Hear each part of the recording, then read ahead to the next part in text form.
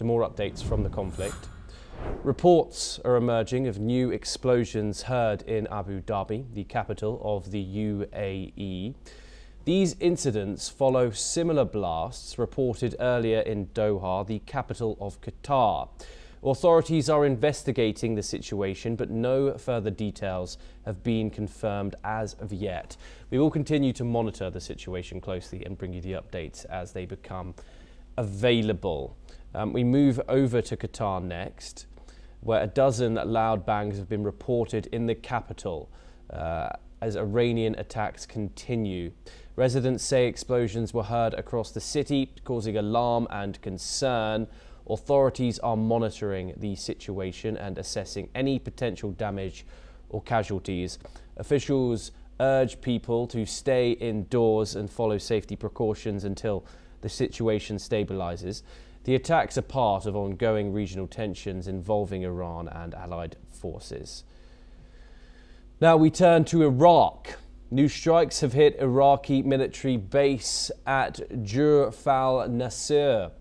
Iraqi officials say at least 2 fighters were killed in the air attacks on the base. The site, also known as Jurf al-Nasr, belongs to Iraq's Popular Mobilization Forces, but is dominated by Iran-aligned Kataib Hezbollah. 3 others were reported wounded in the strikes, according to local sources. Kataib Hezbollah has threatened imminent attacks on US bases in response to the assault. Okay. Joining us once again is Aharon Lavaco in this discussion, but Major General S.B. Estana joins us as well. He's an international strategic and military analyst joining us live from New Delhi. Aharon, I want to go to you first, however, on this point. Now we've just heard about this conflict spilling into the region so early in. This is the 3rd day of the conflict. We've seen a supreme leader killed, Iran's supreme leader, 3 US military personnel, and I think it's bordering on 10 countries now affected in the region have now been struck. That includes US bases. But what do you make of how fast this is escalating and the breadth of countries that this violence is spreading to? Well, I think this is, in my opinion, a major strategic mistake by the Iranians, firing at other Muslim nations, not only on Israel. Perhaps their strategy was that they would get the Muslim nations to side with them, but in fact, it's backfired against them. I think they will look back and see this as a major strategic error. I'm not surprised it spread as fast as it has. The Middle East is a very fragile, sensitive area, a ticking time bomb, so to speak. And I think, the ramifications, you've got Iranian people living in a number of these nations, including Iraq. You've got military and economic interests in these places as well. In many ways, the war with Russia and Ukraine, had that not been happening, I'm from a personal perspective, I think Russia may well have got involved.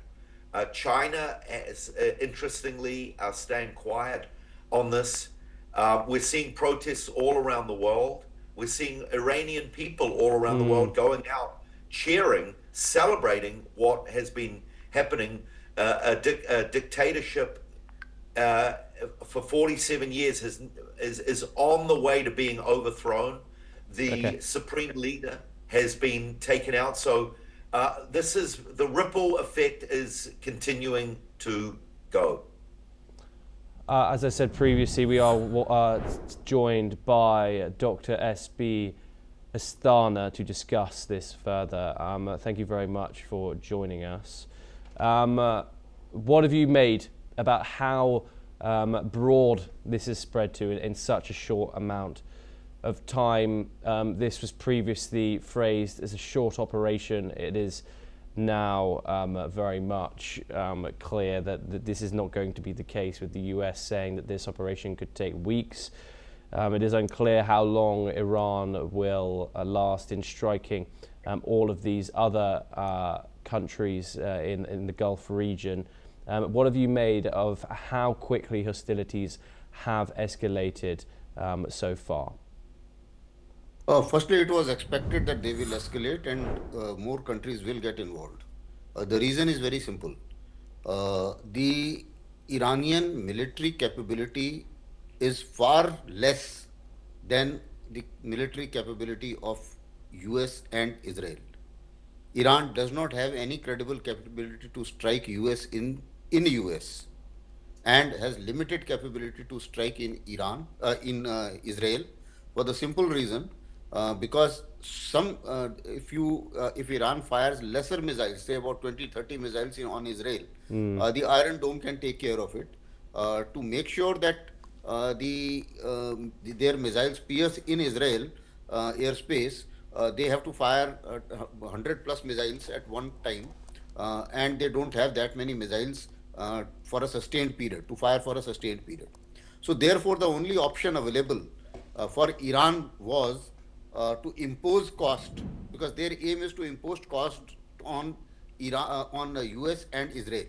And the only option available was to strike all the bases in all the nearby countries of United States, wherever they are. That was said, that was threatened, that was warned by Iran even before the operations started, and have happened exactly as was expected.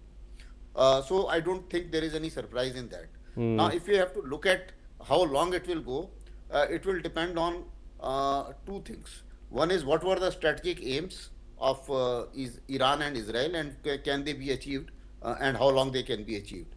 So let me just summarize it. Americans' political aim and Israel's political aim was change of regime. Now, change of regime is not happening. You have killed commanders, you have killed Khomeini, all right. You have killed top leaders, a whole lot of them. But I don't think the change of regime is taking place, because there is one miscalculation by both these countries. The miscalculation is they thought that all the Iranians are up in arms with Khomeini. Yes, they were angry with Khomeini. There were protests, tremendous amount of protests. But the problem is their hatred towards US and Israel is no less. So therefore, President Trump's call that, okay, please take over all the institutions, I don't think it has materialized. And IRGC is firmly in place, and therefore that is not going to happen. The second, the military aim of both the countries was to destroy their nuclear facilities and missile production facilities too, and degrade the military capability of IRGC. Now, this will take a longer time. As far as Iran is concerned, they don't have very many options except to try and impose cost on US, so that they are trying to do by striking their allies, so that the allies as well as the entire world community as such tells US to hold on, because if Strait of Hormuz is choked, then the whole world gets economically affected. So this is the strategy which they are playing out. In my opinion, neither Iran nor the others have tremendous amount of have unlimited ammunition to continue fighting, and also US has not prepared for a ground attack. Without a ground attack, regime change is not happening, in my opinion. Yes. So what I visualize is their aims are not going to be achieved in a short time. They will have to find an excuse to get out. Okay, do stay with us. We have further news coming in. We have news coming from Lebanon up next. Israel has launched additional attacks on